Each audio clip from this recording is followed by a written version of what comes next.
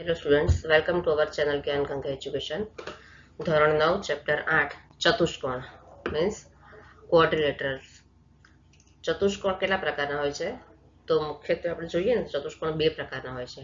કેટલા? બે.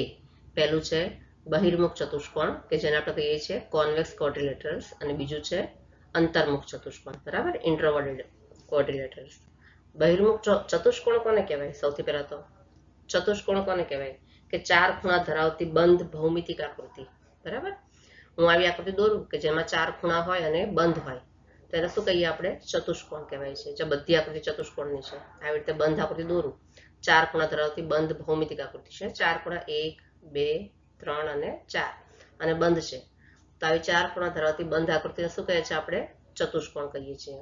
બરાબર, હું આવી આકૃતિ દોરું 1, 2, 3, 4. બરાબર, તો આ આકૃતિ છે એ ચતુષ્કોણ કહેવાય? ન કહેવાય. બરાબર, પણ બંધ કે જેમાં ચાર ખૂણા હોય અને બંધ હોય તેવી આકૃતિ આપણે કહીએ છીએ ચતુષ્કોણ. એમાં પહેલું છે બહિર્મુખ ચતુષ્કોણની આકૃતિ જે અહીંયા આપેલી છે. એમાં શું છે બહિર્મુખ ચતુષ્કોણમાં? કે બધા ખૂણા ક્યાં હોય? બહારની બાજુ હોય. એટલે ખૂણાનું મુખ, મુખ એટલે શું? મોં. એટલે ખૂણાના મુખ ક્યાં હોય? બહારની બાજુ હોય.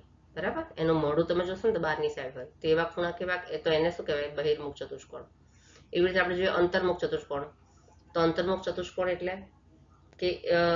કે જેનો એક ખૂણાનો મુખ ક્યાં હોય? અંદરની સાઈડ. જો આ બધા ખૂણા બહારની સાઈડ છે. બરાબર, આ છે, આ છે. બરાબર, એના બધા ખૂણા ક્યાં છે? બહારની સાઈડ છે. પણ આ ખૂણો જોઈએ ને તો એનું મુખ ક્યાં છે? અંદરની સાઈડ છે.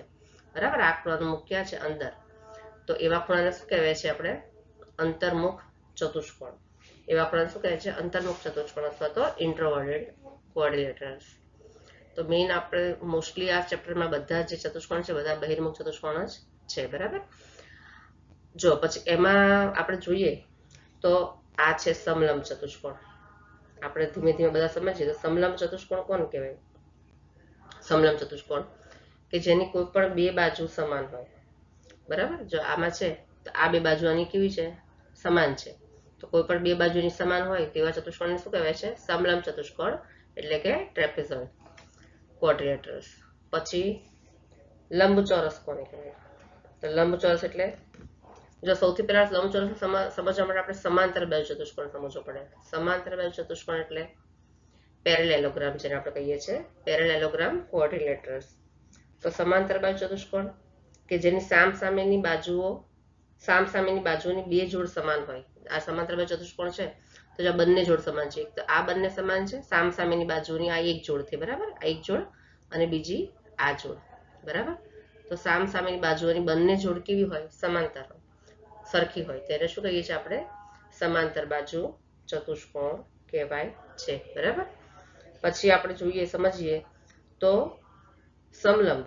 સમલંબ મેં તમને કીધું ને. હા, હવે કયું છે? લંબચોરસ આપણે સમજી લઈએ. લંબચોરસ કોને કહેવાય? કે જેની સામસામે એવો સમાંતર બાજુ ચતુષ્કોણ કે જેની સામસામેની બાજુની જોડ સરખી હોય અને ખૂણા કેવા હોય? કાટખૂણા. તો અહીંયા છે રેક્ટેંગલ કે સામસામેની બાજુની જોડ આ એક પહેલી જોડ, આ બંને સરખી છે, અને બીજી જોડ, આ બંને જોડ કેવી છે? સરખી છે. અને એના ખૂણા કેવા હોય? બધા કાટખૂણા હોય. બરાબર, ખૂણા જો બધા કેવા છે? કાટખૂણા. તો એને આપણે શું કહીએ છીએ? લંબચોરસ ચતુષ્કોણ. બરાબર છે, બધા જ ખૂણા કેવા છે? એના કાટખૂણા છે. જો એના પછી છે આપણે સ્ક્વેર. ચોરસ આપણને બધાને ખબર છે. બરાબર, એવો સમાંતર બાજુ ચતુષ્કોણ કે જેની ચારે ચાર બાજુ કેવી હોય? સરખી. કે જેની ચારે ચાર બાજુ સરખી. બરાબર, આ બાજુ બરાબર આ બાજુ બરાબર આ બાજુ, ચારે ચાર બાજુના માપ કેવા હોય? સરખા. તેવા સમાંતર બાજુ ચતુષ્કોણને આપણે શું કહીએ છીએ? ચોરસ કહીએ છીએ. અને પછી આવે છે સમબાજુ ચતુષ્કોણ. સમબાજુ ચતુષ્કોણ એટલે ટ્રેપેઝોઇડ.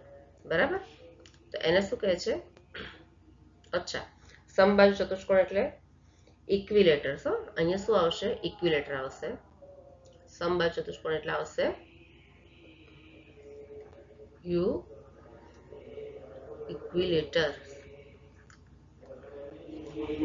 ઇક્વિલેટરલ કોઓર્ડિનેટર્સ. બરાબર, તેને શું કહે છે આપણે? સમબાજુ ચતુષ્કોણ. તો સમબાજુ ચતુષ્કોણ એટલે એવો સમાંતર બાજુ ચતુષ્કોણ કે જેની ચારે ચાર બાજુ સમાંતર હોય તો તેને શું કહે છે? સમબાજુ ચતુષ્કોણ કહે છે. બરાબર. જો ચોરસમાં શું હોય? ચારે બાજુ સરખી હોય અને એના ખૂણા કાટખૂણા હોય, અને સમબાજુ ચતુષ્કોણમાં શું છે? ચારે ચાર બાજુ સરખી હોય, તો એને આપણે શું કહીએ છીએ? સમબાજુ ચતુષ્કોણ. એના પછી છે પતંગાકાર, એટલે કે કાઇટ શેપ. બરાબર. તો પતંગાકાર કોને કહેવાય? કે જેની પાસેની બે બાજુ સરખી હોય. જો આ બે બાજુ પાસની બે બાજુ સરખી છે, અને આ બીજી પાસની બે બાજુ પણ કેવી હોય? સરખી. એટલે પાસની બે બાજુ સરખી હોય અને સામસામેની બાજુ અલગ અલગ હોય. બરાબર. સામસામેની બે બાજુ અલગ અલગ હોય પણ પાસની બે બાજુ સરખી હોય, તો આપણે એને શું કહીએ છીએ? પતંગાકાર ચતુષ્કોણ, એટલે કે કાઇટ શેપ ક્વોડ્રિલેટરલ્સ. બરાબર. હવે આપણે જોઈએ એના પ્રમેય વિશે થોડું સમજી લઈએ. જો અહીંયા આપણે પ્રમેય આપેલા છે, એટલે પ્રમેય જે આખા છે ને, પ્રમેય સમજાવેલા છે, તમારી ટેક્સ્ટબુકમાં સમજાવેલા છે. આપણે ખાલી અહીંયા દરેક પ્રમેય શું કહેવા માંગે છે એ સમજવાનું છે. એમાં પ્રમેય 8.1 એમાં શું કહે છે? સમાંતર બાજુ ચતુષ્કોણનો કોઈ પણ વિકર્ણ તેનું બે એકરૂપ ત્રિકોણમાં વિભાજન કરે છે. હવે જો ચતુષ્કોણમાં શું હોય? આગળ મારે તમને કહેવાનું હતું કે ચતુષ્કોણના કેટલા ટોટલ ભાગ હોય? 6. ચાર બાજુ, ચાર ખૂણા તો હોય જ. બરાબર. ચાર ખૂણા અને વિકર્ણો પણ હોય. બરાબર. આ શું કહેવાય? એને વિકર્ણ કહેવાય. બરાબર ને? ચાર ખૂણા અને બે વિકર્ણ હોય છે, અને આ બે વિકર્ણ હોય છે. શું કહે છે? વિકર્ણ. તો શું કહે? સમાંતર બાજુ ચતુષ્કોણનો કોઈ પણ વિકર્ણ તેનું બે એકરૂપ ત્રિકોણમાં વિભાજન કરે છે. હવે આ મેં સમાંતર બાજુ ચતુષ્કોણ દોર્યો. બરાબર. અને એનો વિકર્ણ એમ કર્યો તો બે એકરૂપ ત્રિકોણ થયા. આ ઉપરનો ત્રિકોણ અને આ નીચેનો ત્રિકોણ બંને કેવા થશે? એકરૂપ ત્રિકોણ. કેમ? કારણ કે કેવો ચતુષ્કોણ છે? સમાંતર બાજુ ચતુષ્કોણ. પછી પ્રમેય 8.2 માં શું કહે છે? કે સમાંતર બાજુ ચતુષ્કોણમાં સામસામેની બાજુઓ કેવી હોય છે? સમાન. એટલે એની સામસામેની બાજુઓ કેવી હોય છે? સમાન હોય છે. આપણે આગળ જોયું હમણાં. પ્રમેય 8.3 એમાં શું કહે છે? જો કોઈ ચતુષ્કોણની સામસામેની બાજુઓની પ્રત્યેક જોડની બાજુઓ સમાન હોય. બરાબર. કોઈ પણ ચતુષ્કોણ એવો હોય કે સામસામેની બાજુઓની પ્રત્યેક જોડની બાજુઓ સમાન હોય તો તે ચતુષ્કોણ સમાંતર બાજુ ચતુષ્કોણ છે. હજુ પ્રમેય 8.2 અને 8.3 બંનેમાં એક જ વસ્તુ કહેવા માંગે છે. બરાબર. પણ ઉલટાવીને કહે છે એકની એક વાર. એટલે પ્રમેય 8.2 અને 8.3 એ કેવા છે? એકબીજાના પ્રતિપ્રમેય છે. 8.3 છે એ 8.2 નો પ્રતિપ્રમેય છે. બંનેમાં એક જ વસ્તુ કહેવા માંગે છે. બરાબર. પછી પ્રમેય 8.4 એમાં શું કહે છે? સમાંતર બાજુ ચતુષ્કોણમાં સામસામેના ખૂણા કેવા હોય છે? સરખા. એટલે સામસામેના ખૂણા પણ કેવા હોય છે? સરખા હોય છે. સમાંતર બાજુ ચતુષ્કોણમાં સામસામેના ખૂણા સમાન હોય છે. 8.5 માં શું કહે છે? જો ચતુષ્કોણના સામસામેના ખૂણાની પ્રત્યેક જોડના ખૂણા સમાન હોય તો તે સમાંતર બાજુ ચતુષ્કોણ છે. બરાબર. આમાં પણ શું કહે છે? પ્રમેય 8.4 થી ઉલટું. બરાબર.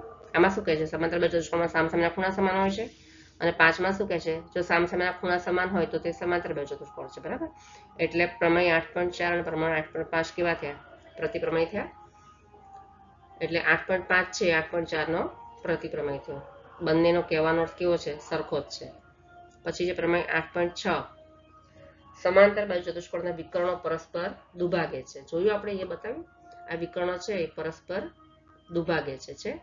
એક અહીંયા અને એક અહીંયા એકબીજાને છેદે છે. બે ભાગમાં આ ભાગ અને આ ભાગ કેવા હોય? સરખા. વિકર્ણો થાય એટલે. બરાબર. આ ભાગ અને આ ભાગનું માપ કેવું હોય છે? બંને બાજુનું માપ સરખું.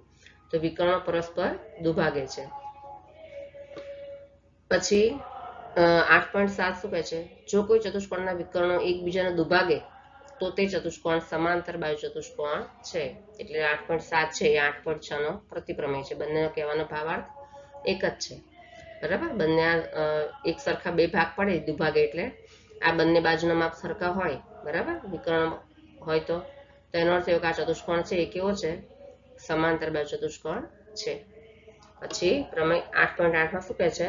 જો ચતુષ્કોણની સામસામેની બાજુઓની એક જોડની બાજુઓ સમાન અને સમાંતર હોય તો તે ચતુષ્કોણ સમાંતર બાજુ ચતુષ્કોણ છે. બરાબર. આપણે પ્રમેયનો આ બધા પ્રમેયનો ઉપયોગ આપણે આગળ દાખલામાં જેમ જેમ આપણે કરશું ને તેમ એમ દરેક પ્રમેય જે છે એનો આપણે ઉપયોગ આવતો જશે. બરાબર. એટલે આ બધું આપણે યાદ રાખવાનું છે.